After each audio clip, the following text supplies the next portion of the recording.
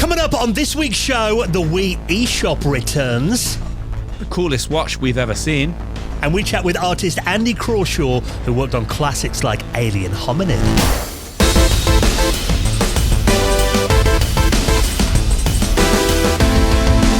And the Retro Hour podcast is brought to you each and every Friday with our incredible friends at Bitmap Books. Now, happy birthday to the Apple Macintosh. The Mac celebrated its 40th birthday this week.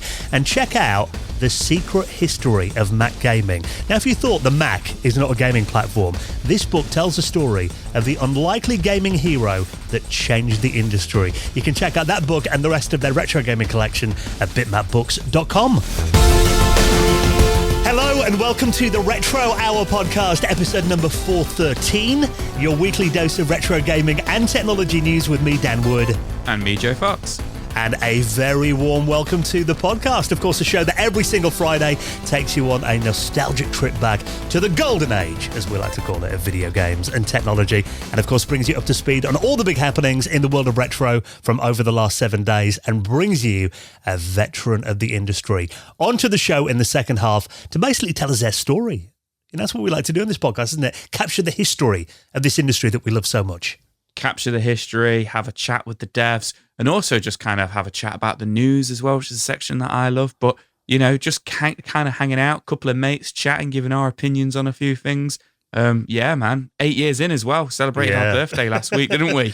Which is nuts. And obviously, really sad that Ravi can't join us this week. I mean, he's got some family issues, but, you know, real life does get in the way sometimes, you know, having done the show every week for 8 years, like you said. But he is going to be joining us in the second half of the podcast for the interview. So we'll talk more about that in just a moment. And hopefully be all right for the Patrons Hangout that's coming up this weekend as well, because it is the end of January, which, I don't know about you, it feels like it's like, January the 92nd today, I think? Yeah, it's just crawling through January, aren't we? Crawling to payday, crawling from the expense of Christmas, but most excitedly crawling to our next Patreon Hangout. It feels like we did it a bit early in December because obviously Christmas and New Year. So it feels like ages since we did the last Hangout. So I'm really excited to do this Sunday with the gang and, just kind of chat with everybody and probably kind of catch up with what everybody got for Christmas, what retro goodies and stuff we all got. Which feels really an eternity ago now, doesn't it? I'm trying to think yeah, it feels so long ago. But also, I'm really excited this weekend. We are recording our latest After Hours, which is going to be titled, I Can't Believe You've Never Played. For people that have maybe just joined us recently, the After Hours is like a separate show that we do just for our patrons. We do one of these a month. I think we've got this will be episode 39. That we're recording this weekend. So if you join us on Patreon, now's a very good time to do it. Join as a gold member. You'll get all the back episodes of that unlocked as well. Of course, everyone gets invited to the Hangout that's coming up on Sunday too. And yeah, this one, I think it's something I've wanted to do for a while. Yeah. In a way, though, I'm kind of embarrassed about it because this is showing up some serious holes in our gaming history. There is some big holes in our gaming history, especially for me and you. Ravi seemed to have a bit of a broader gaming history than both of us. Yeah. But it kind of makes sense what we're playing. I'm not going to say what we're playing. We've all got 4 games to go away and play and kind of then come back and give our thoughts on and stuff. And mine is very much a lot of 6th gen kind of like Xbox and PC games, which would make sense because I had a Nintendo and my brother had a PlayStation. And then with you, yours is a lot of 8-bit and 16-bit Nintendo stuff, isn't it? So it makes sense because it's the consoles that we didn't have kind of growing up or we missed. And then Ravi's is a little bit more all over the place because of literally like so many games. I'll be like, Ravi, you ever played Final Fantasy? And he's like, yep, completed 7. And I'm like, all right, okay. What about Resident Evil? And he's like, yep, done them all. Oh, bloody hell. So Ravi's are a little bit more all over the place. But yeah, really looking forward to hearing your guys' thoughts on some of these games. Yeah, and it's kind of been my, I did mention it, I think, last year, that was kind of one of my New Year's resolutions to finally play some of these, kind of what feel like, massive gaps in my gaming history, because it's, even though, I grew up as a computer kid, so, we had Commodore 8-bit machines and the Amiga, obviously, which I've talked about quite a bit. We did get a Mega Drive in around 92, 93.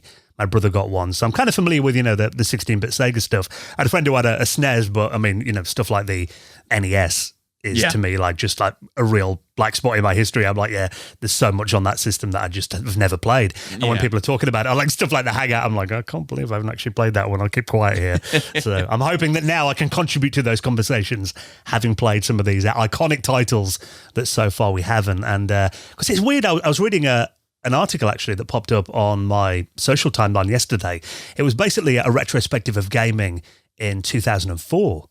And that to me is kind of another kind of time in gaming that I missed out on, because I did, I've talked about it before, my kind of gaming wilderness years, where, when I was at university and just after, I mean, I kind of got out of gaming from around, I'd say about 99 to around 2006. Yeah. So there is, that kind of first half of the 2000s as well, that, there could potentially be more fodder for a second episode with that as well. So it's going to be an interesting one. So if you join us on Patreon right now, you'll get invited to the Hangout this weekend, and Gold members and above will also get the latest episode and all previous 38 of the After Hours. Now, of course, it is business as usual. We are going to be bringing it up to speed on what's been happening in the news on the retro scene in just a moment. And Ravi's going to be here in the second half of the show with an incredible interview with Andy Crawshaw. Now, again, this is, like I said, this is, right in my gaming wilderness years, a game called Alien Hominid that came out back in, I think it was around 2005, but this is actually one that I've played on the original Xbox, because I did that thing that a lot of people did, when kind of prices were really low. Yeah. I think I got my original Xbox from GameStation back in around 2011. I got it for like £15. Yeah. And the games were about £2 or £3 each. Yeah. So Alien Hominid is one that I picked up. I mean, obviously you don't get those prices anymore. But have you played it before? It's quite a quirky little game. I haven't played Alien Hominid, but I know it's the little yellow alien, and it's all to do with Newsgrounds. So I'm excited to hear about that. And also, I'm really excited to listen to this because he was also a developer on a game called Excalibur 2555 AD, which I was like, what game's that? And I gave it a Google, and I was like, oh my God, me and my sister used to play this on the PS1. So that's really kind of unlocked like a forgotten memory for me, which is sometimes what the show is all about. So I'm really looking forward to kind of hearing the story of that and his work on that. And Ravi always, gets the inside scoop on these interviews. So yeah, really, really looking forward to it. And a little bit more modern, but he also worked on a game called Everybody's Gone to the Rapture.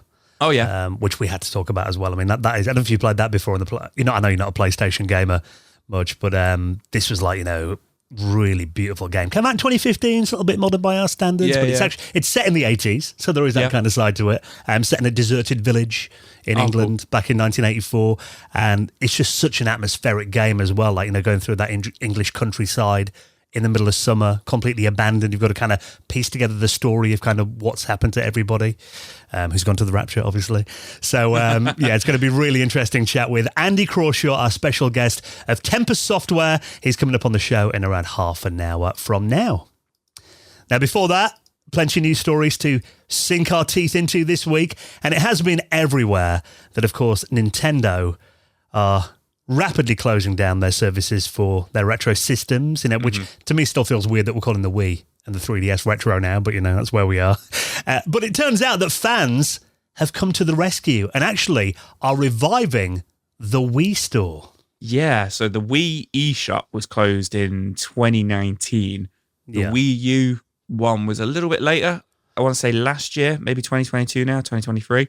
But yeah, the Wii Shop 2019. And like you say, it's weird talking about the Wii, but it came out in 2006. So it's 18 years old now. Yeah, getting on.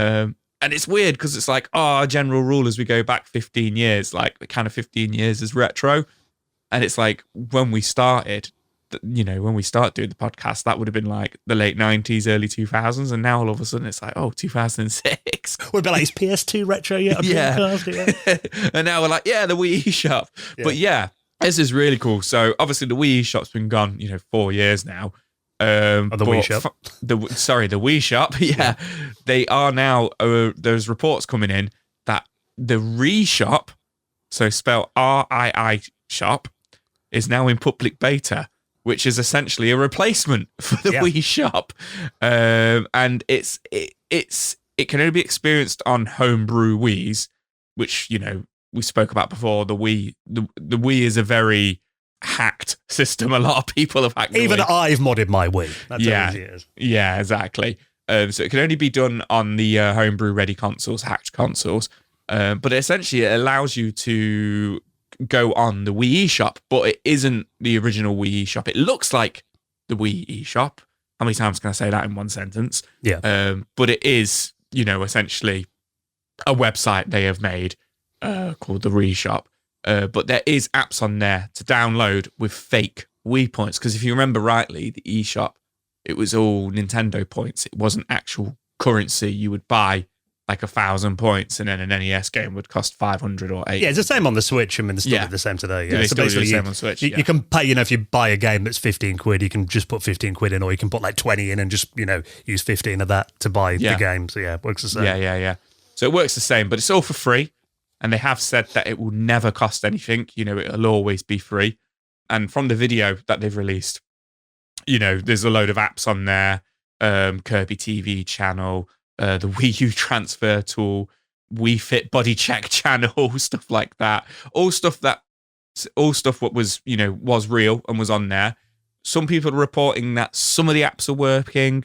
Some people are reporting that some of the apps aren't working. As they say, it is in a beta stage at the moment, but it is fun to see. Yeah, and I think it's important as well for preservation. Because, obviously it's not quite the same, but one system I can think of that I've done this on in recent years and installed like a homebrew store on is, don't laugh, the Ouya. Oh, yeah. Which obviously was famously abandoned when that all kind of went south. And there was no way of playing it originally because it had to, when you turned the Ouya on, it had to connect to the Ouya servers. Yeah. And obviously when they shut those down, it just wouldn't operate at all. And obviously, there are some Ouya fans out there, believe it or not, who came to the rescue and actually not only restored like a way to play them, you just edit a file and point it to a new server, but also re-implemented the store on there as well in a similar way to this, with kind of fake money points and stuff, and basically means that, all the games that they could restore are available to download for free now. And I think there are, equivalents on like the PS3 and the Vita and PSP and stuff like that as well. So I think it's, some people are kind of saying, Nintendo, is this safe to do with them? Are they going to come along and shut this down in like the next couple of days? I've got a feeling they probably won't, because I don't think they care all that much about the Wii anymore. Yeah, I don't know. Like you say, they don't seem to care too much about the Wii. Definitely kind of don't care about the Wii U, do they? So yeah, I think they'd rather forget the Wii U ever existed, if I'm honest.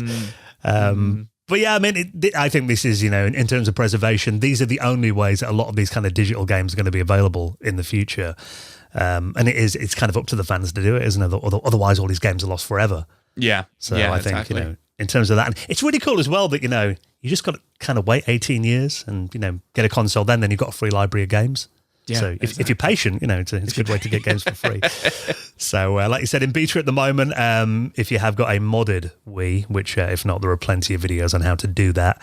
You literally just copy this over to an SD card and then you can download all your games onto that as well. So I'll put the video and the article in our show notes if you want to keep an eye on that story. Now, we do love talking about these, don't we? These kind of modern day console. Seems like there's a lot of handhelds recently that are kind of clones or ways to play classic handheld games. And this one is called the Z Pocket Game Bubble. And they're calling this the modern day Sega Game Gear. This is interesting. So there is, you've just said it there is a lot of these handhelds coming out. And, they're all sporting the same chipsets. Or very similar chipsets. This one's got the Rock chip, RK3566 CPU, which some of the others we've discussed have got the same chipset. These they're wicked. I really like these. I think when we first started doing the show, or even before the show, you would see these little handheld retro game, retro game players that had come out, and they weren't very reliable. And they always looked like the original Game Boy, didn't they? Yeah, they always looked like the original Game Boy, or some sort of kind of like weird Sega kind of thing. And now they come out and they're really reliable. They're not as cheap as they used to be. They are usually, £100 plus. But they work. I know that sounds silly, but they actually work. They're reliable.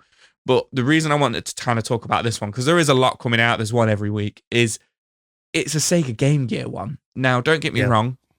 It plays all the other consoles that these handhelds tend to play, kind of 8-bit, 16-bit. They usually say they can play PlayStation and, N64 games as well. That's always hit or miss, isn't it? I find. Always hit or miss, that is. But this one is aimed for Game Gear fans. Because it looks like a Game Gear. Like, there is no, like, shame in there. Like, it is the shape of a Game Gear. It's probably about, half the size of a Game Gear, would you say? Yeah, maybe that looks about that from the images. About 2/3 the size of it. Comes in several different colours by the looks of things, but the black one, definitely Game Gear all the way. Obviously, it's got the thumbsticks on there. It's got the A, B, X, and Y rather than, just a couple of buttons. How many buttons does a Game Gear have? Is it 3? Is it A, B, C? 2 buttons, there you go. 2 buttons, there we go. Yeah. There's a Christmas quiz question for later in the year. There we go. We'll save that one for next year, for the end of the year. And like I say, 3.5-inch screen on here. Does all singing, all dancing, 640 by 480 pixels. What do you think of this, Dan? Do you think we've got too many of these, or do you think keep them coming, shape them like every different handheld we've ever had? Well, that's the thing. I mean, I've never been a massive handheld gamer, if I'm honest. I mean, I have got an Atari Lynx and a Game Gear that's not very well at the moment. I've been trying to get that recap for a while, and I hear they're a nightmare to recap. So everyone I ask is like, oh, when I've got a quiet week, I'll do it. Because no one likes working on them. And even my Switch, I've talked about it on the podcast before, that I generally play that in docked mode on the TV, if I'm not out and about or whatever. So in terms of my handheld history, I mean, I've always been more of a kind of in front of the TV gamer, but I mean, I kind of see the appeal for this, because it's like, again, like you said, I mean, these are pretty much all commodity hardware that can play the same kind of games. But really, it's down to creating that nostalgia by having a similar form factor to a system that you owned back in the day, isn't it? So the fact that this looks and feels a bit like a Game Gear, I can see that would probably appeal to a certain demographic. I must admit, for me, this is not something I probably invest in. Yeah, I mean, I've not actually got a Game Gear. Which just Mr. Sega hasn't got a Game Gear. What? I know. It's because they're all, like you said, you always need recapping and stuff like that. And it is difficult to find a Game Gear that hasn't been restored or is fully original from, fully working original from back in the day. So I guess this could be a nice replacement for that, a nice alternative to that. Game Gears aren't cheap either, in good working order, etc. It is all about the form factor of it. It is all about the fact that it looks like a Game Gear. So I guess it is going to be, heavily targeted towards people who are Game Gear fans or people who, just like to collect all of these, retro handheld consoles. But this article on Retro Dodo does say that there's over 100 of these now. Yeah, I can believe it. Yeah, which I can believe. I think we've talked about every one of them, haven't we? On the podcast? Probably at some point. But, if you're all about the Game Gear and the form factor of the Game Gear, then the Z Pocket Game Bubble is definitely for you. I like the look of it. I'm probably with you, Dan. Probably won't be picking one up because I need to get a Game Gear, to be perfectly honest. But yeah, I do like the look of it. I see the appeal as well of, the fact that it can do multiple systems, kind of having a device that you can put in your bag and take away on trips and stuff like that. 'Cause I mean, I've been to events before, and you probably have as well, where there's always some guy there who will have like, a modded handheld, and he's got like, or a homebrew thing, he's got like launchers on there and 1,500 games or something that you can suddenly play. And I look at it, I'm like, oh, that's kind of cool. I do kind of see the appeal. But yeah, it's like, like I said, I'm more sit down in front of the TV kind of guy. But and really, the Switch kind of fills my need for, these rare occasions when I need a handheld that's going to play some retro games. But I do see the appeal for this, and I think if you are one of those people who does travel quite a lot and you want your retro games with you, it could be a nice little solution. No word on release date or pricing yet, but I mean, these kind of things are like, normally under like 150 quid, aren't they? Yeah. Normally not that expensive. So if it's around that mark, I think it should be a good seller. So we'll link that up if you want to see more about that. Now, I can tell you're very excited to talk about this one as our resident light gun game fan. You're always there in the arcades, aren't you, in front of the light gun games in the queue for Time Crisis and Time Crisis. And it was, I mean, again, it's not really a genre of games that I've been massively into. I do remember when I was a kid and I got my Amiga 500, going into Dixon's with my mum. And the guy that sold her the Amiga 500, he was chatting to me and he's like, "Do you want a light gun for your Amiga?" And me being a naive, like 11-year-old, thought he's going to give me one for free. And he's like, "Yeah, have a word to your mum, 50 quid. I'm like, "It was never going to happen." So back in the day, I never owned any light guns or anything. But obviously, I know that stuff like the NES Zapper does have a large community of fans. And it's always quite cool to see games coming out for peripherals back in the day. So this is a new NES game that features Zapper support. Yeah, so this is Super Sunny World. which is a brand new NES game, which does feature Zapper support, which, like you say, is really nice to see that it's, supporting the old peripheral as well as, just being an NES game. So that's great. We'd be talking about it anyway if it was just a new NES game, but it's got light gun support. So when I first opened up this article to give it a read, I thought, it's going to be Duck Hunt. It's going to be, something like Lethal Enforcers for the Mega Drive. It's going to be an old school shooter. But funny enough, this is actually a platformer, a Mario-style platformer game. Very colourful, very cheerful, kid-friendly Mario-style platformer. And it's been made by a guy called Matt Hewson, who's actually a homebrew creator. He's made titles from Below, Witchin' Whiz, and now currently working on this. Unfortunately, no confirmed release date, but he has said he aims for it to be on physical cartridge, when it comes out for people to buy, which is fantastic. And he's recently taken to Twitter to kind of show off some videos and, screenshots of the game. So that's great. But what's really interesting about it is you might be thinking, oh, it's a Mario platformer. How does the zapper work there? Does it have in-between levels where there's a first-person shooter bit? No. A second controller port you can plug a zapper in, and a second player can shoot enemies off the screen for you. So it's a co-op experience. So it's a co-op experience. And that sounds like a really kind of like novel, like, oh, okay. Like, one of you is essentially, think of Mario, the original Mario for the NES, but you put your little brother on the zapper and you can shoot the Goombas for you, essentially. I mean, my little brother's 38 now. He might be a bit like, hang on, I can play a bit more advanced than this. But yeah. That would have been cool back in the day. And I think it's, how many games came out on the Zapper? I've got a feeling there was like less than 20. Oh, now you're asking. This isn't the end of year quiz, Dan. You're getting me here today. I mean, it's obviously stuff like Duck Hunt and Wild Gunman, I know, came out on there, didn't it? Yeah, those at Hook and Tally as well. I've got a feeling there was like less than 20 from, watching YouTube videos of that about the Zapper in the past. And I think it is cool when, stuff comes out for peripherals that don't get a lot of love these days. I mean, I can't imagine many games have come out on the for the Sega Menacer in the last couple of years, but I might be wrong. I don't think there's many. So yeah. But yeah, I think it's a really interesting idea, and people might be screaming at me right now, going, oh, this game you could do that on. But I can't think of any games off the top of my head, any original games where the second player could use, a gun and, kind of protect you as you kind of run around.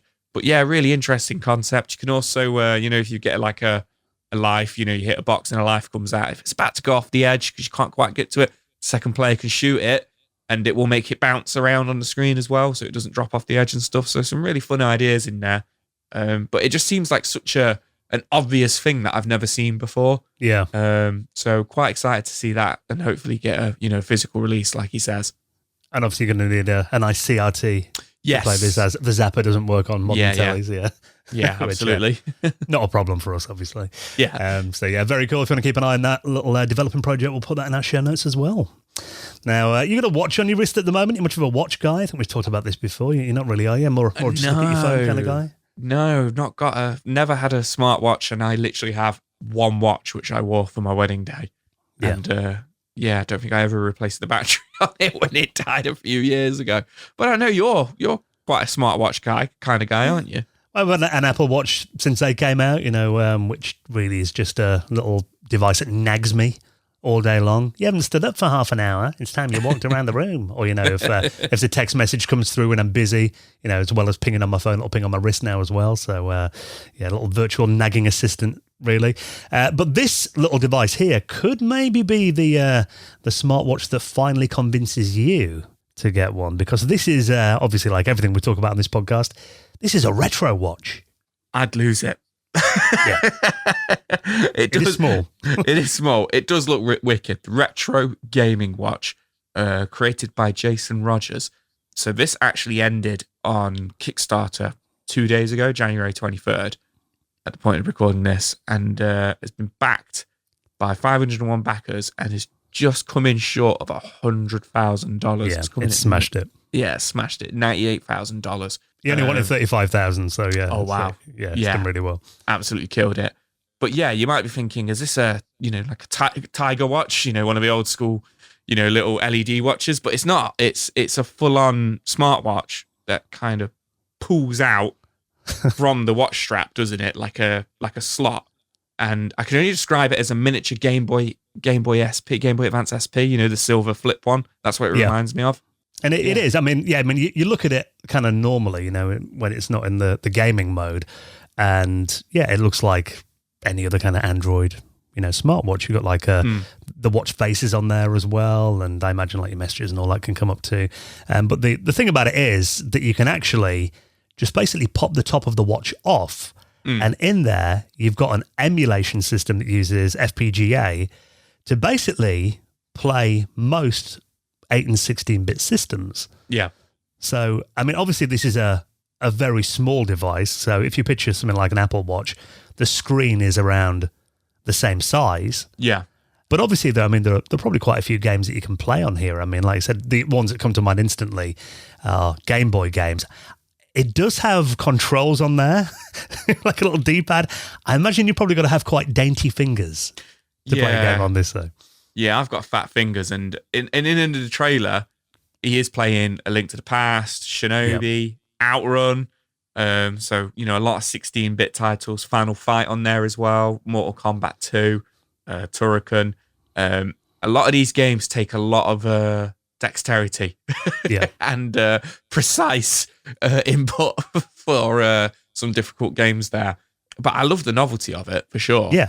Well, I can just imagine if I was, because you see a lot of like different smartwatches and stuff now, but if you're like a gaming expert and someone decides, I've seen my watch and they pop it off and suddenly it's like a mini Game Boy, you'd be like, wow, it's a novelty in itself. Yeah, absolutely.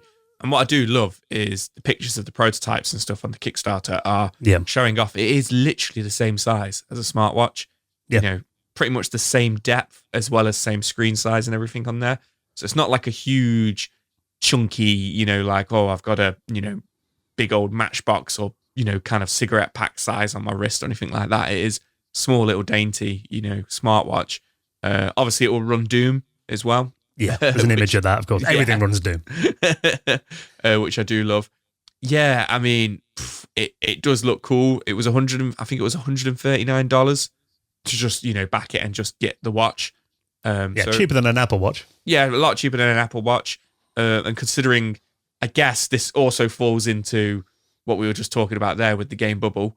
It kind of falls into that genre of all these little retro devices as well. But in terms of price comparison to them, around the same price, once again, as well as being a smartwatch, which is pretty cool. And one thing I like about it as well is he's really gone into detail about how important having good emulation on this is. Because, I mean, we said it's a bit of a novelty. I don't know if I played all that much, but actually he's saying here that, he's really gone into depth about, obviously it's got that beautiful screen on there, custom high resolution display, but he said there's an FPGA on there as well to basically create custom video game hardware on the fly. So it's not just like, the emulation's an afterthought. I mean, there's some pretty decent specs in here. It's got an ARM Cortex M33 running up to 160 megahertz, 2 low power cores for Bluetooth and sensors. You've got 8 megabytes of external RAM on there as well. It's got a dedicated low-power 2D graphics processor, and then the FPGA is there to, you can turn that on if there's more demanding games. Mm-hmm. So basically saying it can handle pretty much, most 8 and 16-bit games, DOS-era stuff. He said it's even got more horsepower than the N64 games as well. So he hasn't promised that N64 games will run smoothly on here. That is one thing he says, just 8 and 16-bit games, but maybe some of them would run quite nicely on here if you've ever wanted to play, N64 games on your wrist. I think, again, this is, it's a certain type of gamer. We did talk before about how, you might want to have one of the retro emulation systems in your bag when you travel, but if you really can't be away from your video games and you need them on your body 24 hours a day, then this could be a good solution. So sat on the plane and you just go, just play on my watch. That's the thing. It'd be too much of a distraction for me. I think of I look at my Apple Watch now and like I said, I got all these bloody texts and alerts and messages come through. If I looked at it now, I thought I'd have a quick blast of Doom now that'd be my day gone. Yeah. You know what I mean? I don't think I get anything done, but I do think it's very cool. And something quite unique as well. So that has just ended on Kickstarter. If you did back it, I'm sure you're excited about receiving it. No word on if there's going to be any available for anyone that didn't back it, but we'll link that up if you want to keep an eye on that. Hopefully there will be some additional stock if you like the look of it. Now, there's one more thing to talk about before we hop into this week's special guest, and this is something I must admit that I am rather hyped for because not long to go now. I think it's March 20th, so less than 2 months to go until the original Alone in the Dark reboot lands. Yeah, so this is getting remade by THQ Nordics. Alone in the Dark reboot. Yeah, March 20th, 2024. Looking forward to this. We did cover it when it was announced early last year. It's going to be coming out on PS5, Xbox Series X and S, and obviously Windows, as well, PC. Well, I know you're like a Resident Evil fan. You love your horror games. Have you played much Alone in the Dark before? I've played the original a little bit, and then I've played, what's it called? The remake that they did on PS1. New Nightmare, I think it was called. New Nightmare, that one was really Resident Evil. And it's funny because obviously Alone in the Dark actually inspired Resident Evil. Yeah. Well, a lot of inspiration and, game ideas taken from the original Alone in the Dark. For Alone in the Dark to then have to copy Resident Evil, something kind of bittersweet in that. And then obviously there was the 360 remake as well, which wasn't very good. I was going to say, I never played that one, but I did see some quite scathing reviews of that one, so I kind of set that one out. Finished it. I actually played it the whole way through because I was about 18, 19 at the time, and it was like a £5 Xbox 360 game. So I was like, I'll grab that. And I played through it, and I remember it being glitchy as hell. And I think that was the last time we saw Alone in the Dark until now. So 32 years later, we are going to get another remake, but I am excited for this. Very similar to the Resident Evil remake games that we've been seeing over the last 5 years. But the reason we are talking about it, it's made its way into the news, is fantastically, you can get the original Alone in the Dark skins for this game, which I think look absolutely fantastic, kind of like in the in-game engine, while the clips are playing and while you're running around, shooting all kind of grisly monsters. I don't know the names of the characters in the original Alone in the Darks, but I know exactly what they look like, and I think they're quite iconic looks. Very very polygonal triangular looks, and I just think it looks fantastic in this very beautifully looking modern game.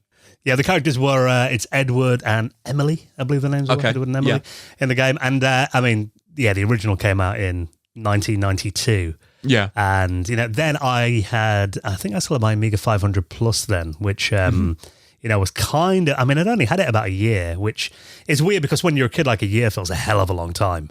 Yeah. Doesn't it? Whereas now, we talk about stuff on this podcast that happened like a decade ago and it feels like yesterday. Like, really? It's been that long? But I do remember seeing it on Bad Influence on TV. And when they previewed that game, I've got a feeling it was around the Halloween episode as well. So around that time of year, like, October, November.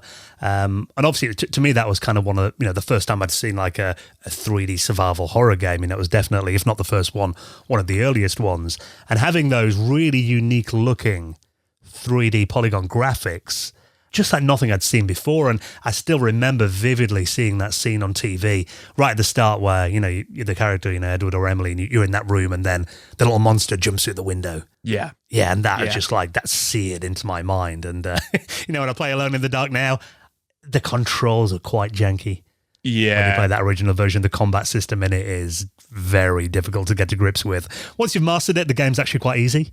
But it's it is that kind of initial fight, I think, that most people kind of give up on it these days, just because you got those tank controls and, but I think the fact that because those graphics are so iconic, the fact that you can now play this modern 2024 update, and hilariously, from the screenshots I've seen here on Twitter, you actually can turn Edward or Emily into their 1992 style graphics, but the rest of the game appears to be the modern look.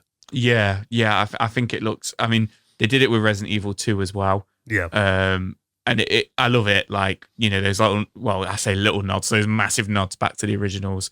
It's just the novelty of it. Unfortunately, it's only in the digital deluxe version. Right. Which is usually, like £5 extra. And it gives you a load of filters for the game as well, like black and white filter, or there's like a pixelated filter as well, which just makes the game look like mush to me from the trailer. But yeah, I love it. I think for me, I will probably pick this up because I'm a big survival horror guy. Yeah. And I probably will just pick the digital deluxe version up now. They've sold it to me. Probably play through the game as intended first time round. And then when I do a second time round to kind of pick up some trophies and achievements, I'll probably stick the original 92 graphic skins for my characters. Yeah, isn't it funny that we're all laughing at that now? I remember when those graphics were cutting edge. Yeah. I remember seeing that. Exactly. Wow, that looks. They look so realistic. Yeah, it's true. How far we've come, eh? Exactly. So, I mean, again, this is going to be one that I pick up as well, because generally when I play the original Alone in the Dark, I like to do it, actually on my 486 PC. Kind of, load the game up from DOS. And obviously, I talk about it quite a lot when we get to Halloween. That I play Jack in the Dark. That's kind of my Halloween game that I play most of years. But I do like to play it on original hardware. But I think having, an updated version of it, and I imagine they've probably done stuff like improve the control mechanism, which they generally always give you. If they always give you an option normally, don't they, if you want to use the original tank controls or something a bit more modern. Yeah. But I think, this is going to be one that I pick up as well. And apparently there's going to be stuff like director's commentary as well. It kind of gives you an insight into the game's development stuff on that digital deluxe version. So I think for fans of the game, it's going to be something definitely worth picking up. So not long to wait now, coming out end of March, so I'll link that up. And of course, the rest of the stories we talk about, you don't have to Google around. I save you the job every week. Just check the show notes or head to our website at theretrohour.com. Now, this week's special guest, Andy Crawshaw of Tempest Software, talking about classics like Excalibur, 2555 AD, Alien Hominid as well. Everyone's gone to the Rapture. Lots more of that coming up. Ravi's going to be here in the second half of the podcast, chatting with Andy. But before we do that, let's just take a quick second to give a massive thank you to this week's sponsor, and it is a regular sponsor of the Retro Hour podcast, our wonderful friends at Shopify. Now, this is a sound that if you use Shopify, you'll love hearing. You know what that sound means, Joe? It means you've made a sale. That is it. Ka-ching. You've made another sale with Shopify. Now, if you haven't used Shopify before, this is why you might want to, because it does feel like now, in 2024, everyone has kind of got a side hustle going on or becoming their own boss, trying to earn a few extra quid. So Shopify is really the platform that takes all the hassle out of doing that. It is the all-in-one commerce platform to start, run, and grow your business. And it is a platform that is revolutionizing millions of businesses worldwide. Now, you were talking before we recorded, I said, have you actually used Shopify before? And you were like, I've seen people using these at retro gaming events. Yeah, the little Shopify tap and ship card readers. Yeah. I think that's really kind of changed the stratosphere of, for me, obviously it's retro game markets, but I imagine they get used at so many other markets, Christmas markets, craft markets, wedding fairs, etc. 10 years ago, 5 years ago, these were all, cash businesses. You'd have to take cash to these things. I remember us going to Play Expo and having to stop at a garage and get 200 quid out of a cash point or something. Yeah, exactly. Whereas, these little, chip and pin readers that they do, absolutely fantastic, and they look so easy, and they're not the big massive chunky Verifone ones that you got to stick your card in. They're like a little slick black kind of like glass looking, as small as a credit card, as a debit card device that you just hook up to your smartphone, and then obviously it's just contactless, and it just looks seamless, and they just make it so much easier. Yes, I mean, you can, if you sell in person, that's a really good solution, but also if they do online as well. Yeah. Really, it covers all of your sales channels. So you get a shopfront ready point of sale system, the all-in-one e-commerce platform online as well. It even helps you sell across social media marketplaces, stuff like Facebook, Instagram, and TikTok as well, full of industry-leading tools to ignite your growth and give you complete control over your business. The best thing is, for guys like us, Joe, you don't need to learn new skills. No web design, no coding, none of that. You take care of your business. They take care of all the stuff that, you need to make money, really. So they've actually got award-winning help too. So if you do get stuck at any point of the way, they've also got an extensive business course library available 24 hours a day. So they're ready to support your business success every step of the way. So however big you want to grow in 2024, Shopify will be there to empower you with the confidence you need to take your business to the next level today. So why don't you sign up right now and try it out for yourself? And of course, we've got you an incredible offer, like we always do. You can try Shopify out for just £1 a month. A £1 a month trial period. Head to this link right now, shopify.co.uk/retro hour, all lowercase, shopify.co.uk/retro hour. I'll put that in the show notes as well, and get ready to take your business to the next level today and hear a lot more of this.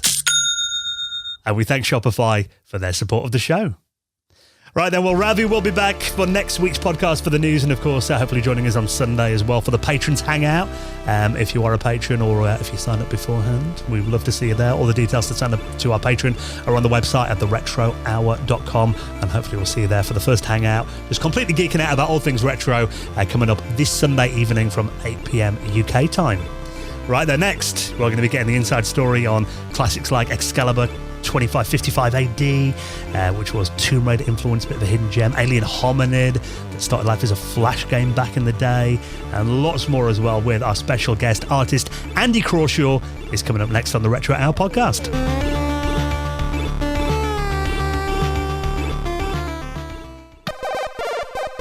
You're listening to the Retro Hour podcast, and we're here today with Andy Crawshaw. And, you know, he's done some amazing games. He's done some art in video games as well. One I particularly loved was Alien Hominid as well. And later on going into titles like Everyone's Gone to the Rapture, but also Dear Esther. How you doing, Andrew? I'm good, thanks. How are you?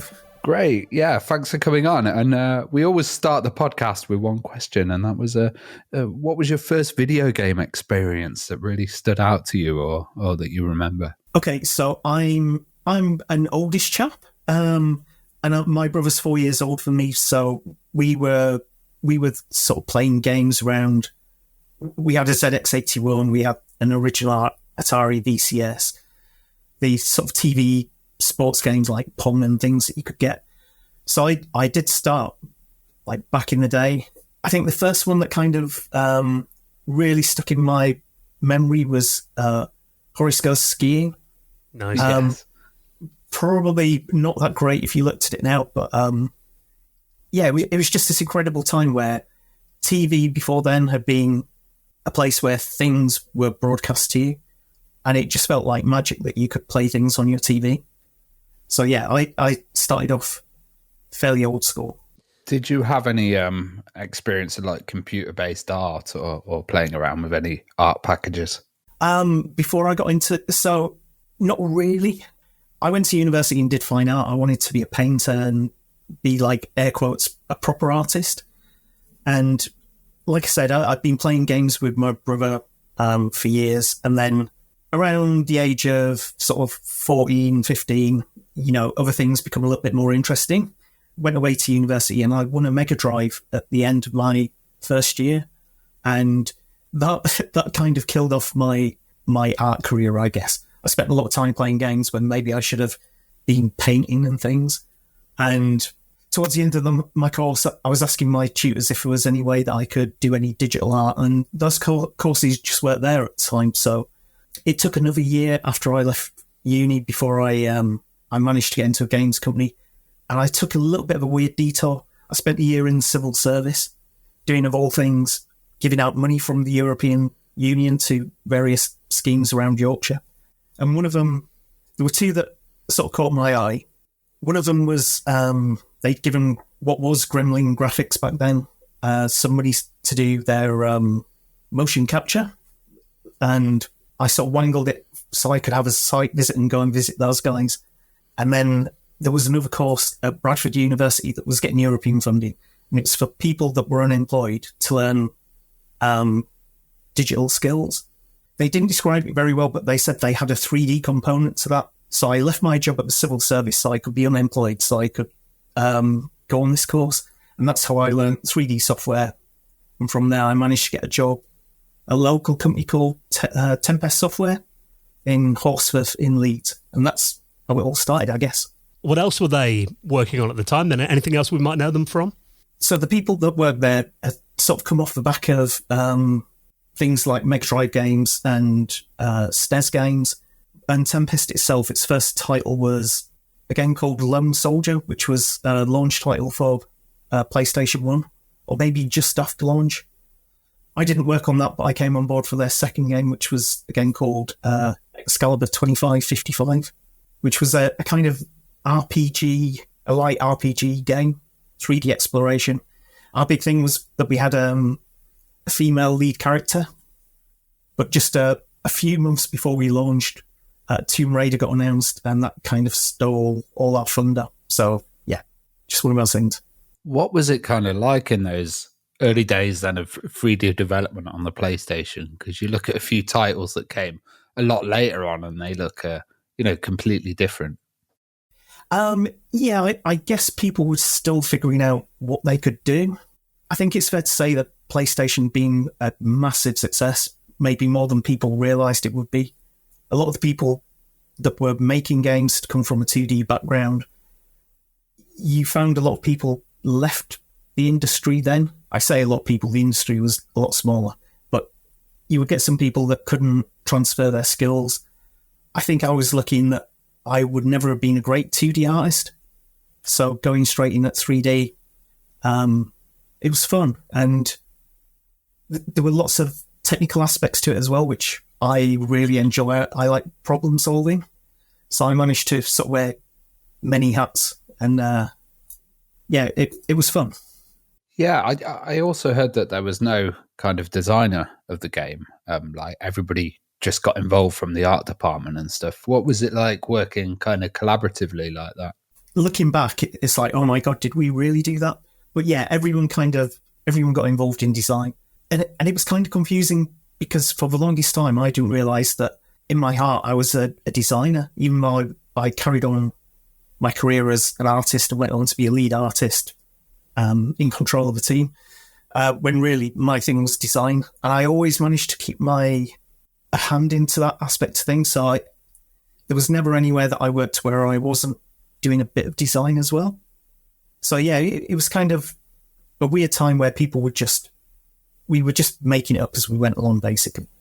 And how did you kind of see like PlayStation 1 technology change over that time period, like, loading times and save points and stuff like that?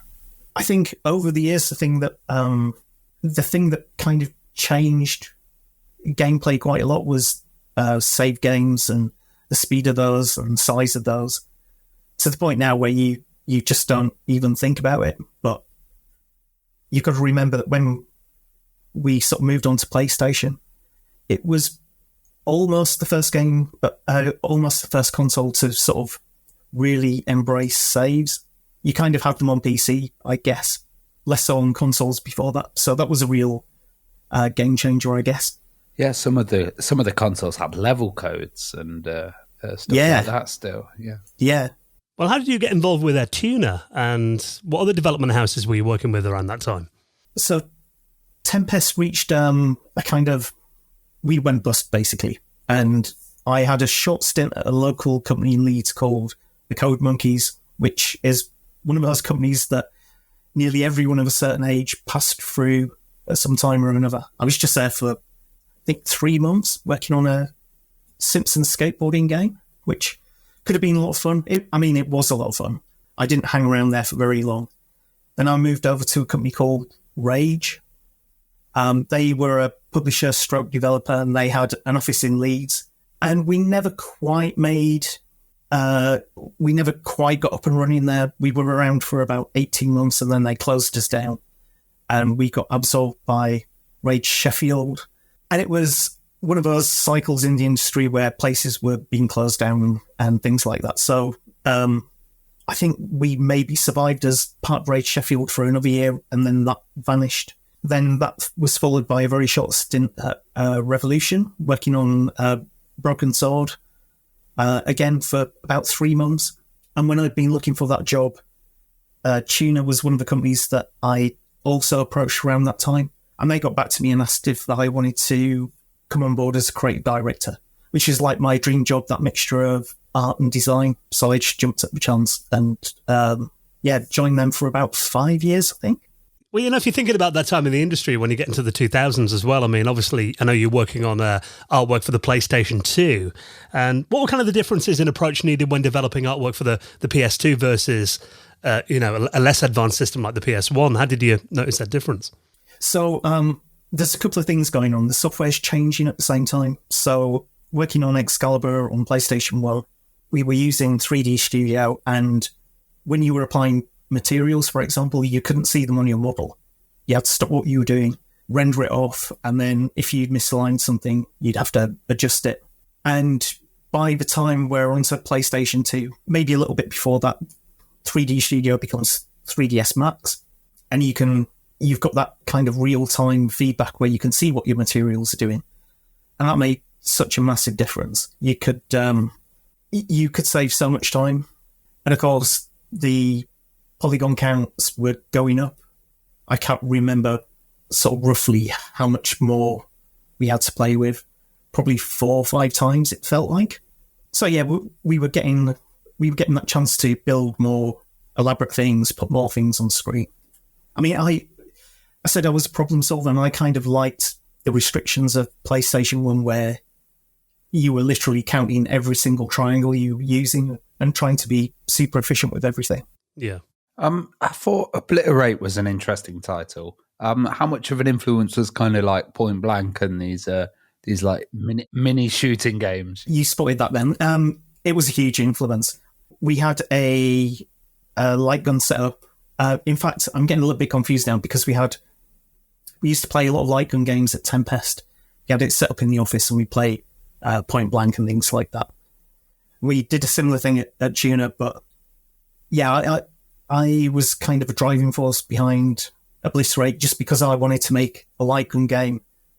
But because of the budgets we were on and the publishers we were on, it was more of a, you still had to play it on your controller, which was a little bit disappointing, but it was still fun. And it's one of those games where I loved making it as well. And I guess you were in that period as well, just before HDMI as well, where light guns would kind of not be supported in the future. Do you kind of miss that period of gaming? Yeah, I do. It looks like with things like VR, we're going to get another generation of light gun style games. But yeah, I really liked that kind of physicality of it. And yeah, I think there's a natural progression from that to things like Guitar Hero. And yeah, there was like a golden age of peripherals that came around with PlayStation 2. And I think died out over PlayStation 3. Yeah, they've kind of come back to it now. There's one called the Cinder light gun, which you can use on modern displays and stuff. So that's pretty cool that they've keep an eye out come around to that. Yeah, keep an eye out. And you also moved into handheld console development as well. What was that like? And I imagine you have to kind of put your head in a different space when you're developing for a handheld system versus, a television console. Yeah, so despite what I said earlier on about being terrible at 2D art, we went back to handheld games while I was at Tuna. So out of necessity, we went back to some of those styles of games. So before I joined Tuna, their bread and butter was Game Boy and Game Boy Advance games. And one of the things they wanted to do when I joined them was start to move on to console. Again, we were doing mobile shortly after that as well. So we were doing a lot of different things, and we were a teeny tiny team. We got up to about 8 people at the core of a studio, and then lots of freelancers and things like that. So it was kind of chaotic from a development point of view. There were times when I was working on maybe 4 or 5 games at once.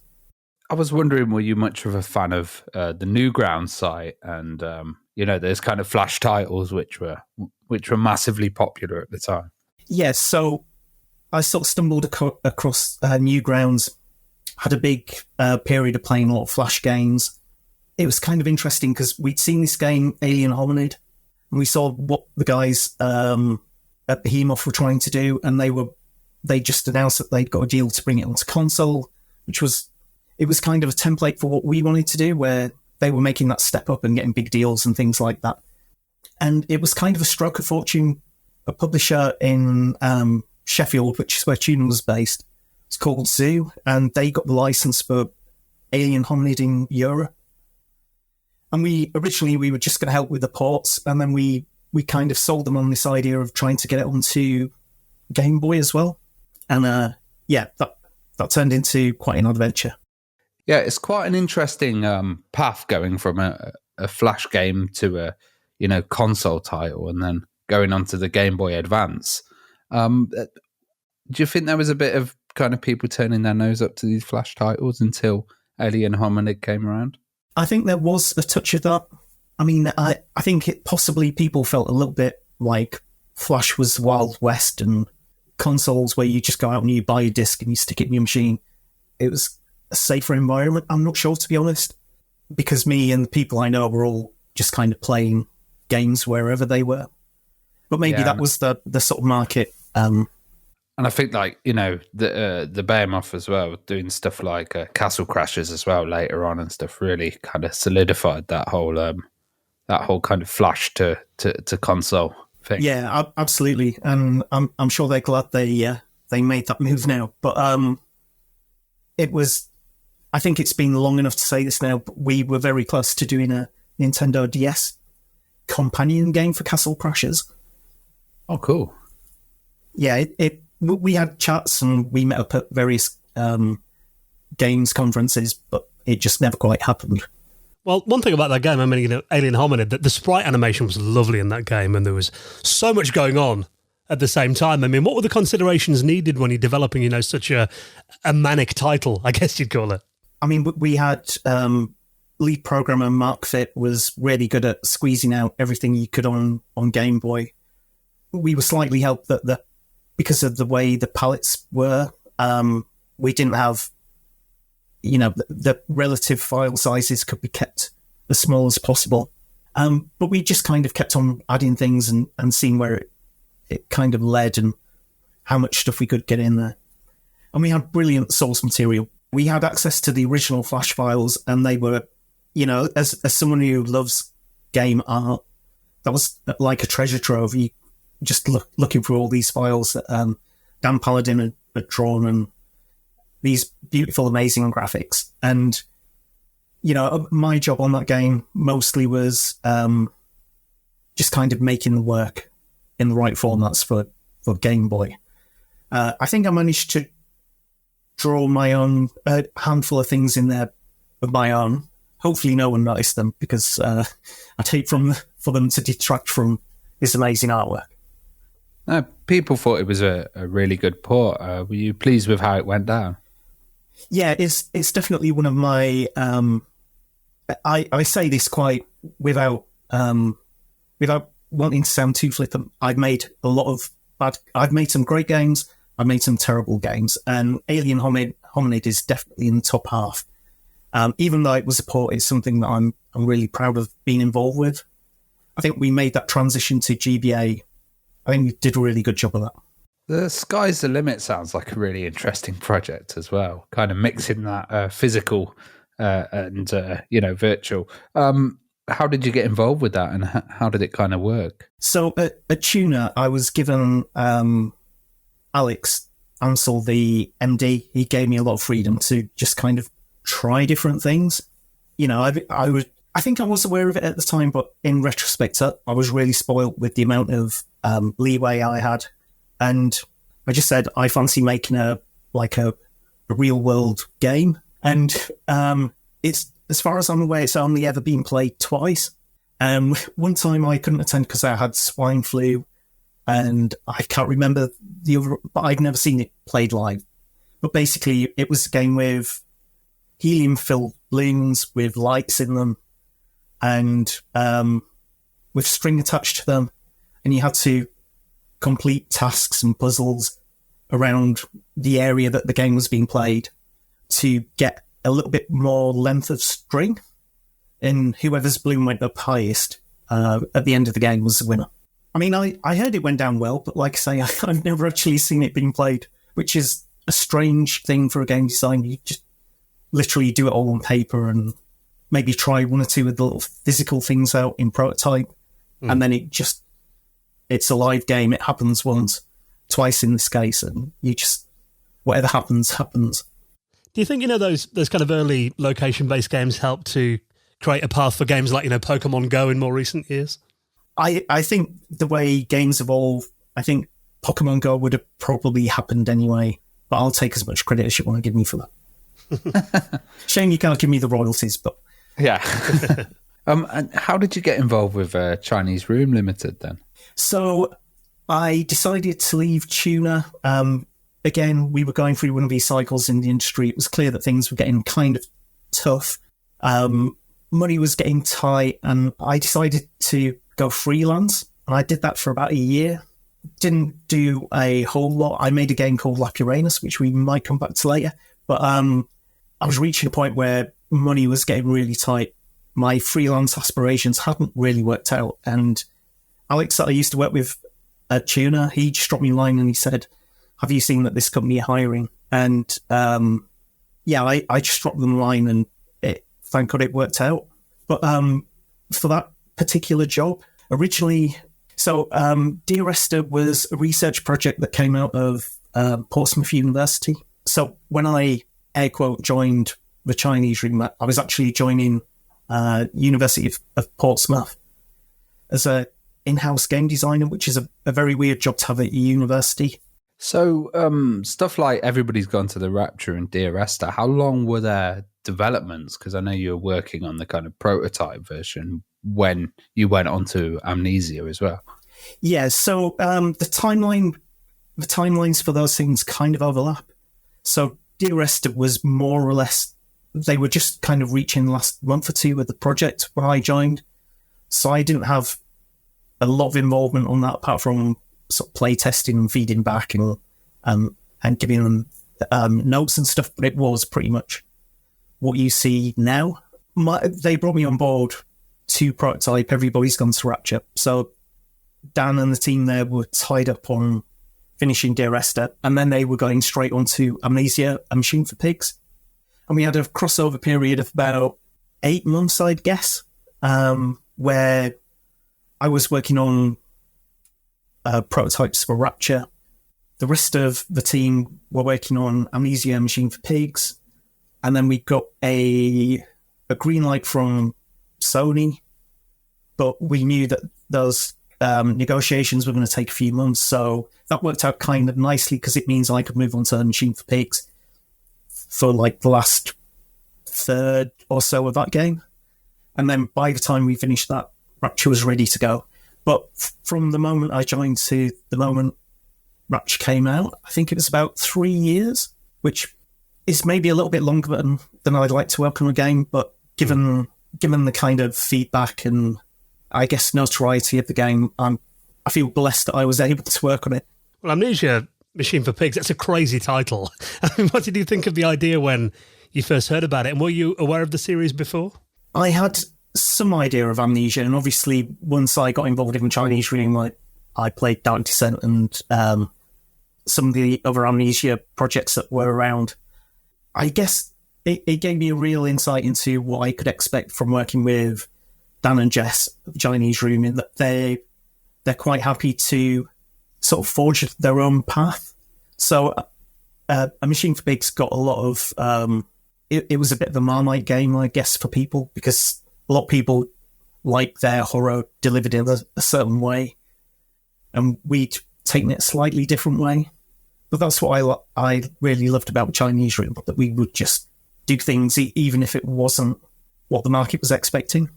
Well, what was the design approach to a horror title compared to ones that you've worked on before as well? You know what? Because I've done all different kinds of games, I think it always boils down to that relationship that you've got with the player and the way that you interact with them, what you allow them to do, what you sort of tease them into doing. So yeah, for me, it didn't feel... I mean, obviously you've got to put your head in a slightly different place, but it seemed to be, from a design point of view, it felt like I was flexing all the same muscles, just in a slightly different way. And it was using the HP Lovecraft engine as well, but it was kind of like heavily modified. Could you tell us more about that? Yeah, that was a real shocker. I'd gone there and I'd started working in CryEngine, learning CryEngine that's what we built Everybody's Gone to Rapture in. And then when I jumped back onto Amnesia, they have their own thing going on, which, it can clearly do a lot of things, but I just, when you've got an internal engine, it's quite often that you don't get all the documentation you want or support you want. So yeah, that was, I can remember a few frustrating weeks where I just literally couldn't figure anything out. And everybody's super busy at this point, and I'm sort of trying everything and just figuring out what does what in the engine. And finally getting things to do what they should. So yeah, it was an interesting phase to go through. I'm still not entirely sure how I managed to do what I did, but yeah, it was a lot of taking apart examples that were already working and then reconfiguring them. And yeah, you'll probably give me nightmares now that you've brought that brought all that back. Yeah.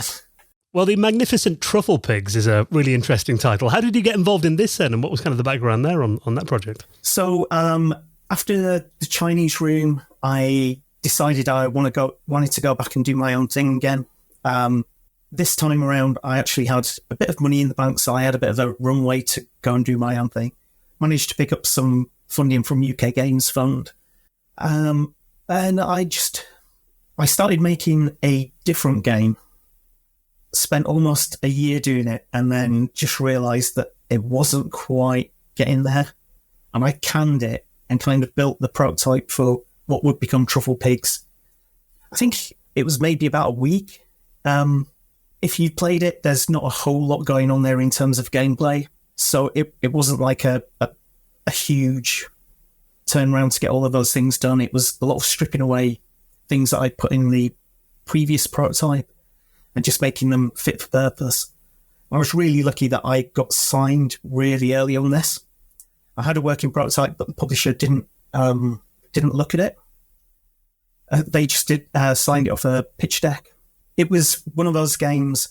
I wanted to do something that was just really about me and what I wanted to do, especially because I sort of saved all this money up, waited a few years for the right time, and I wanted to go away and make something. So Truffle Pigs ended up being a little bit of a sort of kitchen sink game in terms of story, and I put a lot of things in there that have been floating around for a while. So it was a little bit self-indulgent, but I felt like I'd earned the right to do that. Well, I also think like all the small details in the game, such as like the lighting and the kind of little movement of things that really help push the game into the new level. Do you think that kind of helped with development of future titles that you did as well? So in terms of future titles, there's a couple of things. I'm having that tricky second game period where I keep on building prototypes and changing the direction I want to move in things.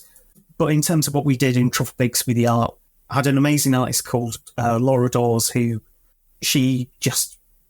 So the game is loosely based around the Yorkshire countryside. I live in a sort of suburb of Leeds. It's a little bit leafy in places, you could say. And then Laura lives further out towards the countryside. So this is kind of what's on her doorstep. And I think she captured it so well. Yeah, definitely. And I think that kind of countryside feel as well. Did that help towards, everybody's gone to the Rapture? So I had a real... there were moments when I didn't want to make Truffle Pigs because I didn't want to have too many sort of overlaps between Rapture. And I think a lot of people could look at them and go, yeah, it's out in the countryside. It's, for want of a better word, a bit walking simmy. So I was pushing against that for so long, and then I just thought, well, this is where I want to go. I'm just going to go with it. And I think there's enough of me in Rapture that I don't feel bad about doing another outdoorsy game because it's what I've been doing for a few years now. So, but then for a long time, there was that conflict about should I do something that might seem very similar to some people. I mean, personally, I think it's a very different game, both in tone and in what you actually do in there. Yeah. But yeah, from initial glance, people can see all the trees and go, oh, it's another outdoor walking sim game.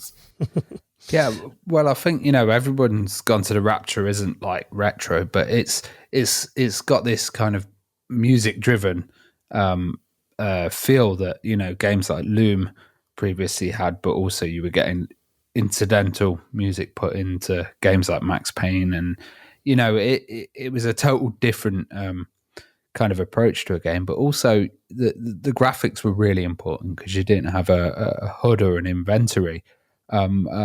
how was that kind of focus put on graphics and having stuff like areas highlighting and being able to drive the gameplay? Yeah, it's something that we, because we had this kind of long gestation period where we were playing around with things, I think we knew from the start we didn't want any kind of HUD in there. And the gameplay, so something that we did really well at Chinese Room, because we had Jess Curry on board, we had, so a lot of games will have concept art at the start that will drive the sort of style, and people hook onto that, developers hook onto that, and it kind of grounds a project. But we had concept music. So Jess would write small pieces and little music, little vignettes of music. And so from the start, there was music in the world almost as soon as we had any kind of visuals in there. And that really drove how we made things. And something that it sort of specifically did for me as a designer was this idea of building in, I think we call them contemplation zones. So you've got areas in the game where there are things going on and things to explore, but we explicitly wanted places where would travel from one area to another, and we would draw everything back so that you'd kind of had time to contemplate what's just gone on. And these were usually after a sort of fairly major story beat. So yeah, all those things kind of combined together to sort of shape the world and the size of it and the density of things going on in there. I guess it's relying on the gamer's kind of perception as well, and their idea of imagination and exploration. Yeah, I remember streaming wasn't as huge as it is now. It was just kind of taking off. And when we launched, I went to watch people playing it online, and it was kind of terrifying. I think at the time, a lot of people were looking at walking sims and thinking it was kind of a sort of lazy design job. But when you've got an open world where people can pretty much go anywhere, but you've got to be really careful in the way that you breadcrumb them so that they kind of follow the golden path that you want them to, even though they can veer off here, there, and everywhere. So yeah, it was terrifying watching people and just kind of really hoping that they go a certain way and not get lost and, hidden in, getting lost in trees and things like that. So it was, it was kind of terrifying, a terrifying design task, trying to make people sort of adhere to the places you wanted them to go. But I think we pretty much cracked it. Dear Esther, you worked on Landmark Edition as well. And how much did you enjoy working on that title? I saw it live, and it was, with a orchestra, and absolutely amazing to kind of see it in that way. So full disclosure, the Landmark Edition, it was primarily a technical job, just porting the game. It was originally done in Source Engine for, Valve Source Engine, and we moved it across to Unity so that it would be a little bit easier to update it and put it onto different consoles and stuff. So, for me, that was primarily a technical task. And as a designer, a lot of that stuff was handled by our lead programmers. So it was great to sort of get a further look behind the scenes and see all the stuff in there. But it was a very light touch game for me, from a development point of view. So do you think having the university involved helped you kind of increase the art in the game, but also add more acceptance to a game that's driven by art? I think that was possibly the case for Dear Esther. I mean, the mechanics of all of that happened before I joined Chinese Room. I know from talking to Dan that it started off as a research project, and that meant there weren't commercial requirements put on it. But then, ironically, it goes on to be a huge success and pretty much funds the company and helps things to sort of develop in terms of, well, we've done this thing that people said audiences wouldn't be interested in, and they're really interested in it. So why don't we double down on that and do something that is all about atmosphere and feeling, and looks amazing and sounds amazing. So from that extent, I guess we do have the university to thank that original gem was started. It's such a different route to, video game success from a lot of the traditional routes and companies. Yeah, so something I often see is the people that chase money in games. Sometimes they get it, sometimes they don't. And I genuinely think that people that just follow the games that they want to make rather than think too heavily about the commercial side of things, I don't think they fare any worse. I mean, obviously there are edge cases where people just lose a bunch of money and and go bankrupt and things. But I think more people should make games that they're really passionate about making, rather than games that they're making because they're passionate about making money. And I think those two things, they're on a scale, and I don't think it's an either or thing. I don't think you need to be artistically driven or commercially driven. I think there's a lot of space in the middle of those two things. But I definitely think more people should, just follow their hearts and make whatever they want to make. Well, Andy, it's been incredible to hear some of the background on, genre-defining games that you've worked on.